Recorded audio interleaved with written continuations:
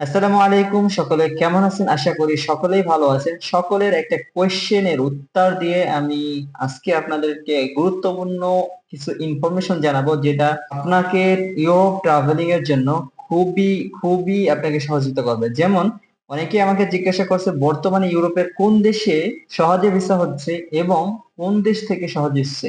দুইটা কোয়েশ্চেন, কোন দেশ থেকে সহজে ভিসা হচ্ছে এবং ইউরোপের কোন দেশে সহজে ভিসা অ্যাপ্রুভ হচ্ছে বা ভিসা পাচ্ছে, এটা হলো সেনজেনের ক্ষেত্রে। এই কথার উত্তরটা কিন্তু আমার জন্য অনেক কঠিন। এটার জন্য আমি অনেক রকম ঘাটাঘাটি, সর্বোচ্চ চেষ্টা নিয়ে এই প্রশ্নের উত্তরটা দেওয়ার জন্য এখন একটু সাহস করতেছি। সেটা হলো ইউরোপের ভিসা যে কোনো দেশই সহজে হচ্ছে, তো বাংলাদেশ থেকে পৃথিবীর অন্যান্য দেশের তুলনায় খুবই কম হচ্ছে। বাংলাদেশ থেকে ভিসার রেশিও খুবই কম, যেটা অন্যান্য দেশে ভালো হচ্ছে। যেমন মালয়েশিয়াতে কিছু ওয়ার্ক পারমিট আছে যারা সিঙ্গেল এন্ট্রি ব্যবহার করে।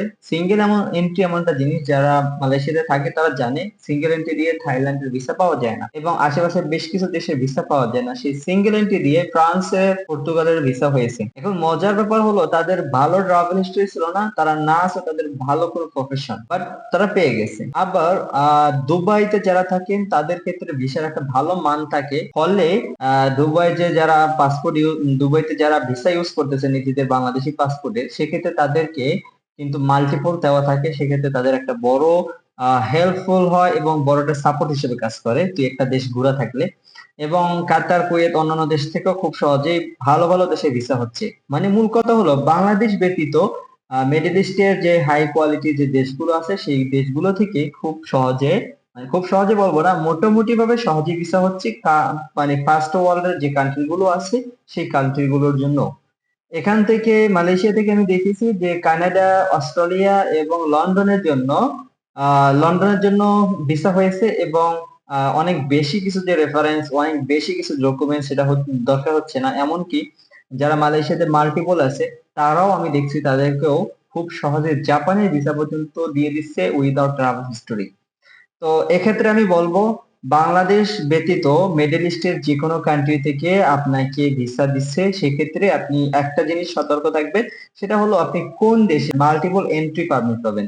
যেরকম মালয়েশিয়াতে আজ এ আপনি ওয়ার্কার, আপনাকে কিন্তু সিঙ্গেল এন্ট্রি দেওয়া হবে, সেক্ষেত্রে আপনি সিঙ্গেল এন্ট্রি দিয়ে অনেক বেশি সুবিধা করতে পারবেন না। সেকেন্ড কোয়েশ্চেনটা অনেক বড়, সেটা হলো যে কোন কোন দেশে সহজে ভিসা দিচ্ছে। এখন দেখেন, যে দেশে ট্রাভেলার খুব বেশি, যেরকম ফ্রান্স, ইতালি, জার্মান, তারপরে হলো পর্তুগাল, এগুলো হলো মানে ইউরোপের ফার্স্ট চয়েস কান্ট্রি। সো এই কান্ট্রি গুলো সাধারণত ভিসা দেওয়ার ক্ষেত্রে একটু যাচাই বাছাই করে। তো কান্ট্রি আছে যে কান্ট্রির লিস্টে দেখবেন যে তাদের লিস্টের নামগুলো শেষের দিকে এবং তারা যে ইউরোপের অন্তর্ভুক্ত সেটা আমরা জানি না। এইরকম কিছু দেশের আমি নামগুলো মুখে বলতেছি এবং বাকিটা আমি আমার ডিসক্রিপশনে দিয়ে দিচ্ছি। যেরকম লিথুনিয়া আছে, ইস্তোনিয়া আছে, তারপরে হলো সলভেনিয়া আছে, ফিনল্যান্ড আছে। এই দেশগুলোতে যে সাধারণত টুরিস্টদের পদচারণ খুব কম হয়, যার কারণে এই দেশগুলোতে আপনি ভিসাটা খুবই সহজে পাওয়ার আশা করা যায়। এটা মানে খুব সহজে বলতেছি এটা যে আপনার যদি অনেক ভালো পরিস্থিতি থাকে তাইলে আপনার জন্য খুব সহজ। যদি আপনার প্রস্তুতির ক্ষেত্রে গাফলতি বা অথবা স্বল্পতা থাকে, সেক্ষেত্রে আপনার জন্য অনেক অনেক কঠিন, যেটা সাধারণ নির্দিষ্টর জন্য হয়ে থাকে। আশা করি ইউরোপের জার্নির জন্য আপনার সুন্দর একটা প্ল্যানিং হবে এবং প্ল্যানিংটা খুবই গোছালো হবে। যার তার কথা যে কোনো রকম প্ল্যানিং করবেন না এবং অগণিত টাকায় দালালের কন্টাক্ট করা থেকেও বিরত থাকুন। সর্বোচ্চ চেষ্টা করুন নিজে যে কাজটা করতে পারবেন সেটা দালাল আপনার কাছ থেকে 3 ডাবল থেকে 4 ডাবল দিয়েও সেই কাজটা হবে কি হবে না একটা অনিশ্চয়তা থেকে যায়। কিন্তু আপনি যদি ট্রাভেলিং এর মাধ্যমে আপনার এক্সপিরিয়েন্সটা বাড়িয়ে তোলেন, তাহলে আপনার কোনোভাবেই কোনো লস হবে না।